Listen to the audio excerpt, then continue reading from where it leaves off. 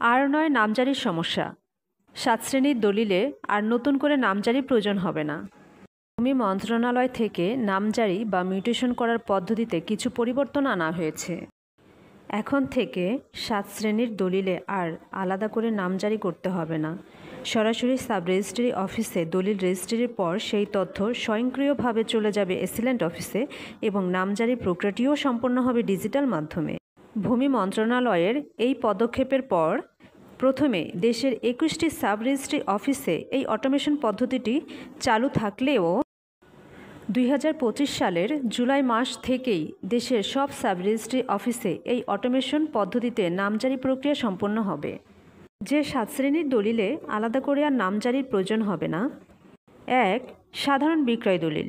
জমি বিক্রির পর সাব রেজিস্ট্রি অফিসে দলিল সম্পন্ন হওয়ার সঙ্গে সঙ্গেই ক্রেতার নামে স্বয়ংক্রিয়ভাবে নামজারি হয়ে যাবে। এসিল্যান্ট অফিসে আলাদাভাবে গিয়ে কোনো আবেদন করতে হবে না। ২. হেবা দলিল।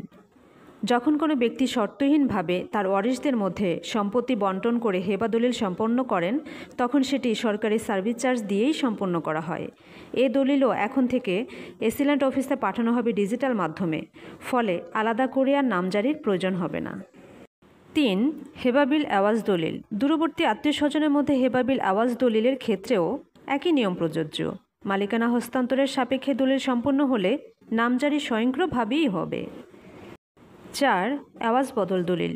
সম্পত্তির বিনিময় বা মালিকানা পরিবর্তনের জন্য যখন ২ বা একাধিক ব্যক্তি পরস্পর সম্মত হয়ে দলিল সম্পাদন করেন, তখন সেটিরও আলাদা করে আর নামজারির প্রয়োজন হবে না।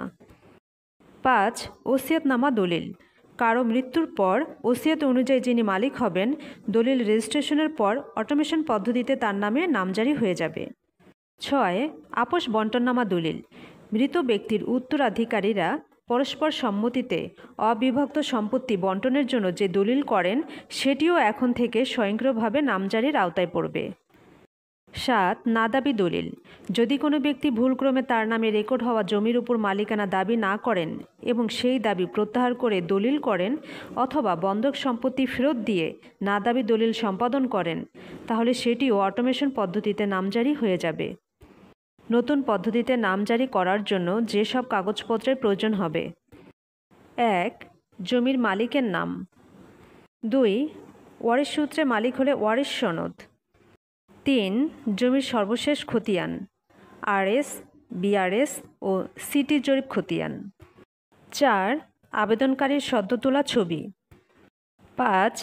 জাতীয় পরিচয়পত্র। ৬. আবেদনকারীর স্বাক্ষর। এই সুবিধা শুধুমাত্র নতুন দলিল রেজিস্ট্রিকারীদের জন্যই। পূর্বে যারা দলিল করেছেন তাদের আগের নিয়মেই নামজারি প্রক্রিয়া সম্পন্ন করতে হবে। ভিডিওটি আপনাদের কাজে এলে লাইক, কমেন্ট ও শেয়ার করুন। এমনই অনেক আইনি পরামর্শ জানতে চ্যানেলটি সাবস্ক্রাইব করুন।